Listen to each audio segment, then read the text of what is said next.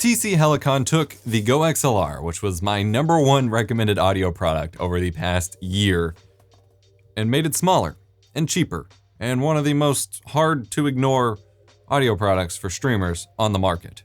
I've already covered everything the big boy can do, although they've added some recent updates which affect both this and the mini version, so we'll be covering this, but since it's a mini version of a product I've already reviewed, we're giving a mini review of a product I've already reviewed. After a word from this video's sponsor. TubeBuddy is the best tool you can get to manage your YouTube channel. You can update videos in bulk, optimize your SEO, syndicate to social media, back up your metadata, and more, all with a simple browser extension.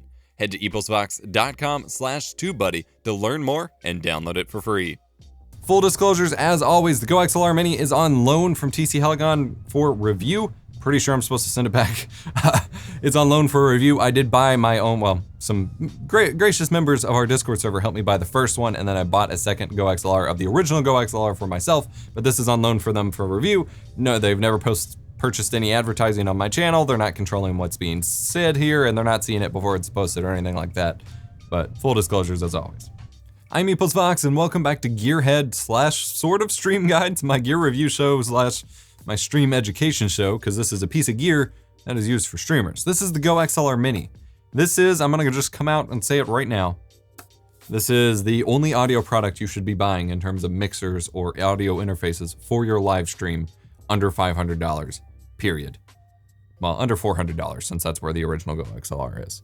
This thing is $250, which seems like a lot, but for what you're getting, other than the other GoXLR, the multi-device options that are within this device are not available in any other audio product that serves this kind of purpose under $500. Now, the Behringer Euphoria UM204 and 404 HD have the multi-device, which I'll talk about in a second, but they don't, it's not really a mixer. It's not meant for those kinds of inputs and outputs.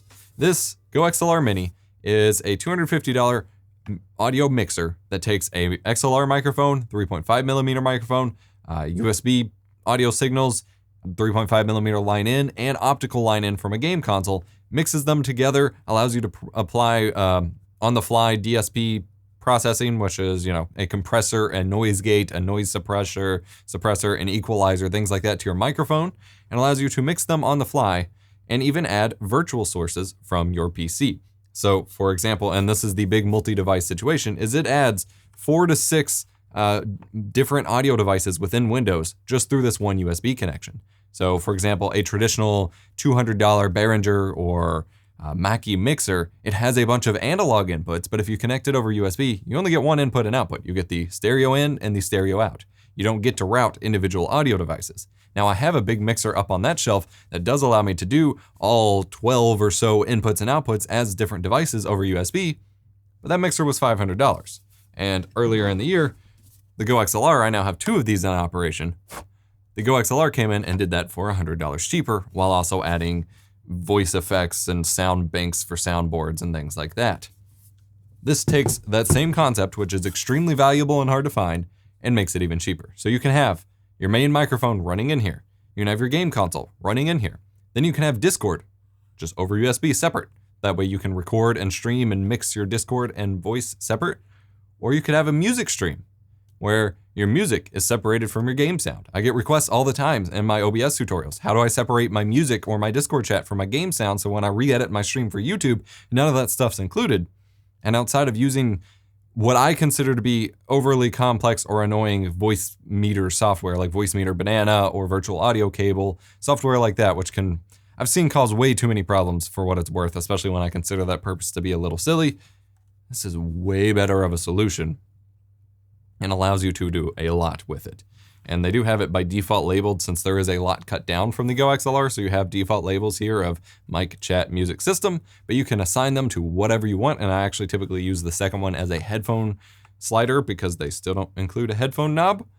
But there is a lot of potential here, and I honestly really recommend you checking out my full GoXLR review in order to really get a grasp on that. But they have actually improved a couple things since my GoXLR full-size review, in that they moved the 3.5mm headphone and microphone jack, which would be useful for a gaming headset, to the front, but they've still included the little channel underneath in case you need to route cables different directions. But that's why it's very easy to just plug your headphones right in the front. They have removed the motorized sliders, which costs a significant portion of this product's, manufacturing cost to keep it cheaper. But they still have the same high quality Mitos preamps in here, which are Behringer's, top production class preamps that are really, really good and only available in some of their higher end audio interfaces.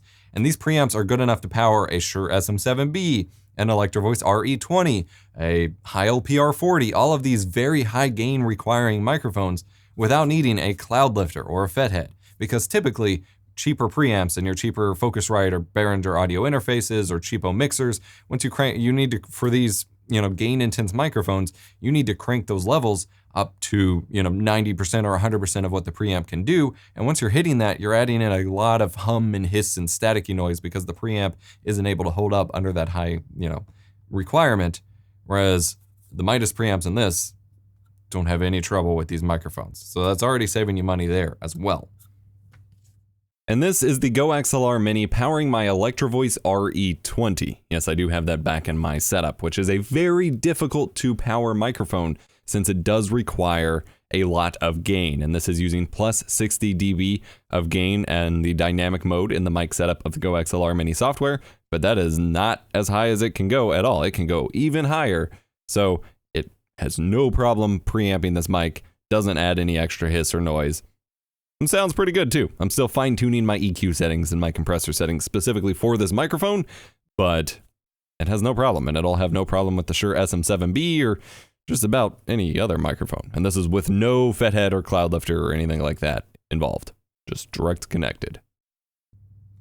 You do get RGB lighting for the different buttons here. You have hard mute buttons. Of course, the sliders won't automatically move as they did before, but software mute buttons, you have a hold to cough button. So, if you need to cough real quick, that will just hold mute. I believe they were supposed to be adding in a toggle mute. I'm actually not 100% sure now that I'm thinking about it, if they did. And then they have a censor button where you can bleep yourself, which people find amusing.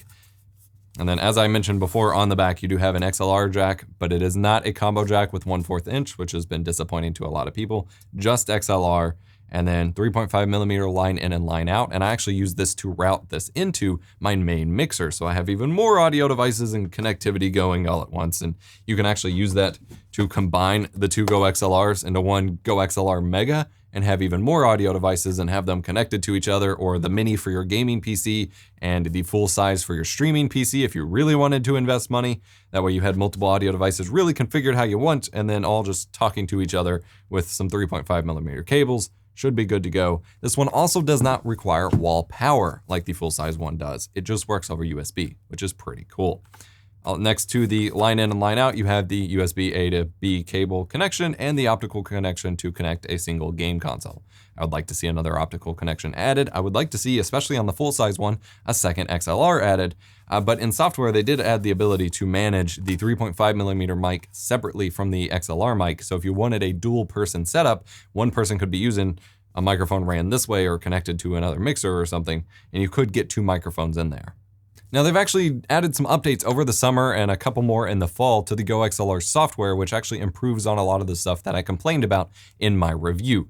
Be that they improve the headphone latency for the mic monitoring because it loops back your mic monitoring, so you can actually adjust the level of that. You can turn it off entirely, and they improved the latency a significant amount. They reduced the lag by 60%. I was complaining that hearing myself, hearing myself in real time, but also through the headphones, through the mic monitoring lag was just pretty distracting and annoying, and they have reduced that significantly to where I don't consider it a problem anymore. It is still digital processing, it's not an analog mixer, so there is still, some degree of latency, but it's nowhere near as bad as it was on launch, and I'm really stoked for that because that was honestly keeping me from using it as much as I wanted. And like I said, I now have two in production. They've added color presets for the RGB profiles and sliders, and they got a cool vaporwave one that I use typically on most of my stuff. And then they've added the ability to fine tune your equalizer. So you can manually adjust it because they have a default equalizer setup where you have certain frequencies you can adjust, but then you can fine tune from there and manually choose your frequency for each band you wish to adjust, which is actually really helpful because up in my retro gaming room, I'm streaming with CRTs that are on, which create a 15 kilohertz whine, which can give people serious headaches and it's really obnoxious to hear. And I can just set up a low pass filter, which cuts off frequencies at 15 kilohertz or higher and remove that entirely from the audio without any issues, which is pretty cool. They do also have Stream Deck integration coming sometime in December. I'm not entirely sure what that entails. I would imagine that you're going to get Stream Deck options to custom or to like switch profiles or sound banks on the original GoXLR. This one doesn't have it, but the full-size GoXLR has a soundboard, and I believe you'll be able to use the Stream Deck to kind of switch profiles with that and to open the door for a lot more profiles, because you only have, you know, the default 3, I believe, profiles for the soundboard. So you'll be able to open up those expandability options and maybe set up a different profile for your microphone and things like that. But we'll see. That is coming in December at some point. And then they also added ASIO support for the GoXLR devices, where you can set this all up as one big multi-track device that's separated in each category in a DAW or digital audio workstation, such as Reaper, Audition, things like that. That wasn't built in originally. It was just WDM or Windows audio devices. And now you have ASIO support as well if you want to use this in a professional like audio recording workflow, which is pretty nice. Post-production Epos coming back in here to add a couple notes to this review. Firstly, the audio processing isn't 100% exactly between the Mini and the full-size GoXLR, as they have actually removed the de-esser from the audio chain available on the Mini. This is a little weird, but apparently it was something that required just a little bit too much power. They wanted to keep it all USB powered, and thus that was apparently too much work, and so they pulled it off. But by adding the fine tuning for your EQ, you could theoretically just find your your sibilance frequency and knock that down on the GoXLR's EQ itself. However, you only get a 6-band EQ versus the kind of wider EQ on the full-size GoXLR. Personally, at this point, I would have rather seen a wall-powered GoXLR Mini and have the full processing experience. I'm not really complaining about having to plug in my audio mixer, and I don't complain about having to plug in the full-size one, so I would rather have seen wall power plus all of the functionality built in, but that's the thing. And they do still have a little bit of refinement to do with the software. Not saving your profiles how you had it whenever you close it is a big frustration among many users. Having lighting profiles tied completely to your audio processing profiles is a little weird, because then if you want to change lighting profiles, you have to do it manually or erase all your other settings. There's just a little bit of quirks like that, and every time you close it, you still have to choose whether you minimize or exit. I'd love to be able to set a default for that. And some of the actual selections for, say, your compressor, if I want to go from like, if I want to hit it at like 1 millisecond, I was trying to match my Adobe Audition settings exactly. I couldn't use 1 millisecond attack time. It was 0.001 or 2. Like, it just jumps around. And a lot of the compressor and noise gate settings, like they have, it's a slider, but you don't get the full range of the slider. It still jumps between preset lengths. And like the same thing with the threshold for the ratio for the compressor. Like, you don't get every interval of, as if you were turning a dial. It jumps between 2.5 to 3.4 and things like that, which is a little weird. I would love to see more fine-tuning options available there. And at some point, I'd love to see them, although there's probably a hardware limitation, but I'd love to see them introduce a multi-band compressor, because then I'd really be able to match my Adobe Audition settings almost exactly. But overall, this is still the best value you can get for $250 for an audio processing unit.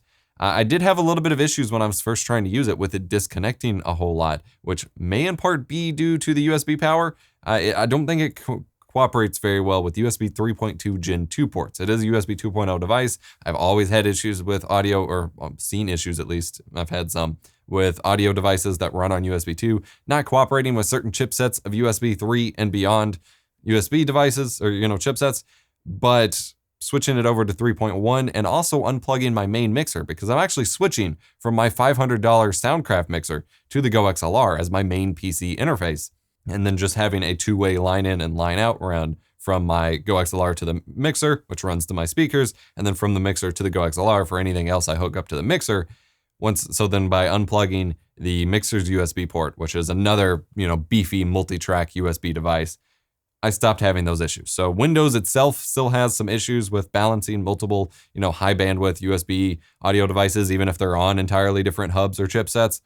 But yeah, it's pretty solid. And like I said, I'm replacing my $500 mixer with a $250 GoXLR Mini. Pretty awesome. And it's really nice. I did a test stream of it already. It's been really nice to just have those mixer controls at my fingertips, which obviously I would have with the full-size mixer if I could fit it on my desk, but after spending years being like, that's no excuse, size isn't a problem, I built an entire giant shelf to put my audio rack with the mixer on it, thus keeping it out of arm's reach, and I can't use the faders or anything like that. Having that back at my reach is really nice, and I'm gonna be rebuilding my entire setup here kind of around rerouting my audio and things like that. So stay tuned for that, because I may do a Pulse hardware-y kind of organization vlog soon as well. So how will this help you improve your stream? This will allow you to separate, as I mentioned, your Discord, your voice chat, your in-game chat, your system sounds, your game sounds. You could separate your alerts from your game sounds, have your game run to one track, your alert run to another, in case you need to silence those at some point, in case you need to silence your team chat. You can adjust your game sound separately from your console sound. You have all of these different options to mix it all in one place. Apply real-time processing to your microphone to make it sound the best that it can, because every microphone needs post-processing, or is built to have post-processing applied, not just be used raw. So cut out some of that background noise, add a compressor to keep from when you're yelling from it getting too ridiculous, and to keep all your volume levels normal and things like that.